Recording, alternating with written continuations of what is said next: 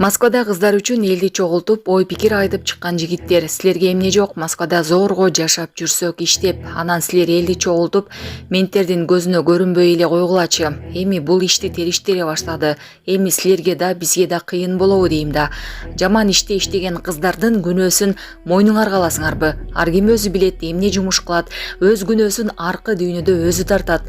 Мен мигрант болуп жүргөнүмө 12 жыл болду. Тынч эле жашап балдарымды багып жүрөм. Күйөөм жок деп жаман жумуш кылган эмесмин.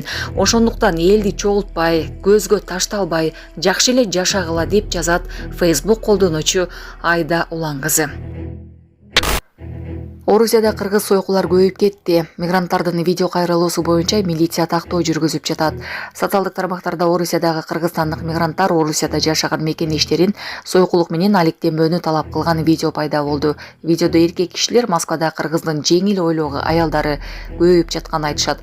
Алардын айынан биз башыбызды бийик көтөрүп баса албай калдык. Ошондуктан биз эскертүү беребиз. Сойкулук менен алектенген кыргызстандык кыз келиндерди видеого тартып, социалдык тармактарга жайгаштырабыз, деди алардын бири.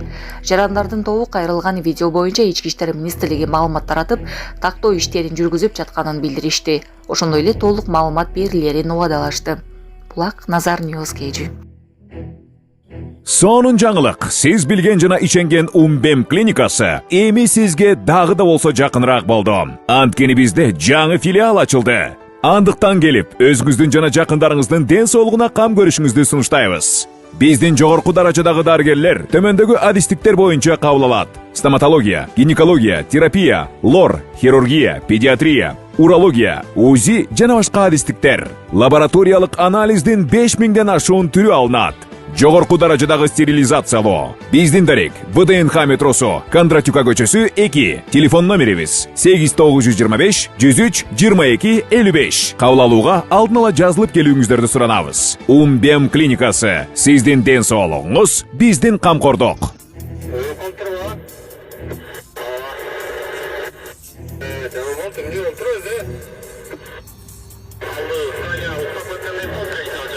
Суусамырда жүк ташуучу унаа менен күйүүчү май ташыган унаанын катышуусунда болгон коркунучтуу кырсыктан 2 каза болду. Чүй ОИБнин жол кайгылуу кызматы билдиргенде, кырсык бүгүн 16 августта таңкы саат 5:50 чамасында Бишкек-Ош унаа жолунун 184-чакырымында Суусамыр өрөөнүндө болгон. Кырсыктын кесепетинен бир айдоочу жана бир жүргүнчү алган жаракаттарынан улам ошол жерде каза болушкан. Дагы бир адам ооруканага жаткырылды. Маалымат булагы 24 KG.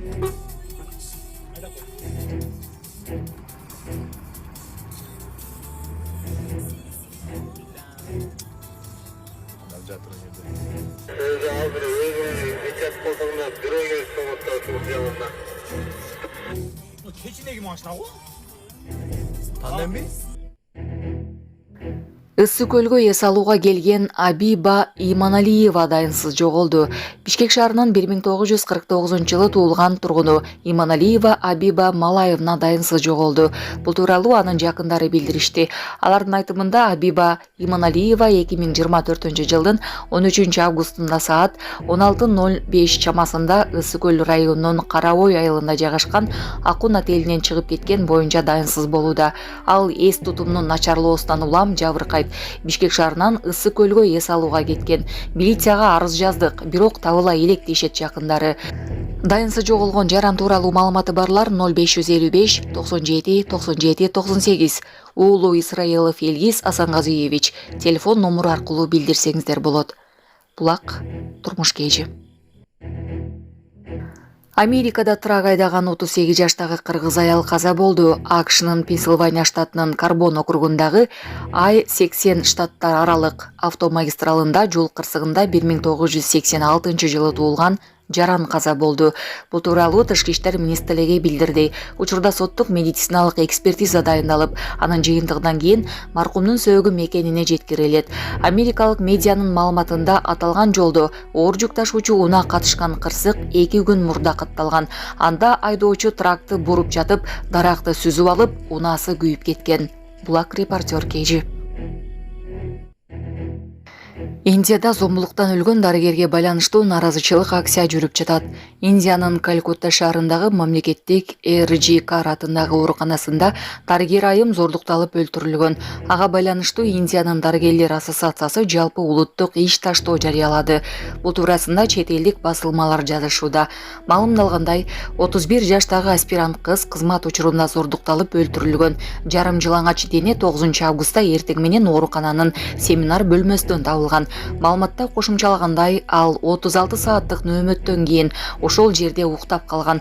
Аялдын денесинде көптөгөн жарааттар жана муунтуунун белгилери табылган. Кылмышка шектүү делип, Калкутта полициясынын жарандык ыктыярчысы камакка алынган. Полициянын маалыматы боюнча жабырлануучунун тырмактарынын астынан табылган кандын жана теринин издери шектүүнүн ДНКсына толугу менен дал келген. Ушул аптанын башында Индиянын шаарларында көптөгөн мамлекеттик ооруканалардын дарыгерлери тез жардам бөлүмдөрүнүн башка бардык кызматтарды токтотуп, кенже дарыгерлер жабырлануучунун адилеттигин талап кылып көчөгө чыгышкан. Нааразычылык акциясы негизинен тынч өткөнү менен алар полиция менен белгисиз адамдардын чакантоонун ортосундагы кагылышуу болгон.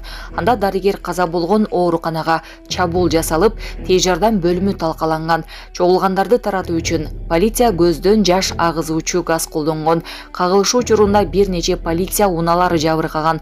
Чакан нааразычылык акциялары Индиянын башка көптөгөн шаарларында, анын ичинде Дели, Хайдарабад, Мумбай жана Пунада өттү. Индиянын премьер-министри Нарендра Моди аял кишиге болгон зордук зомбулук үчүн катуу чаралар көрүлө тургандыгын билдирген. Булак Суперкежи. Тоңдо чагылган тийип 60 баш кой өлдү. Ысык көлдөн Тоң районунда чагылган тийип 60 баш кой өлдү. Бул тууралуу президенттин облустагы ыйгарым укуктуу өкүлчүлүгүнөн билдиришти. Маалыматка ылайык, окуя 15 августта саат 17:30 чамасында Кичи Анги жайлоосунда болгон. Жерине техникалар бара албагандыктан бүгүн жарандык коргонуу кызматынын комиссиясы ат менен барары айтылды. Кошумча маалымат берилет. Булак Суперкежи.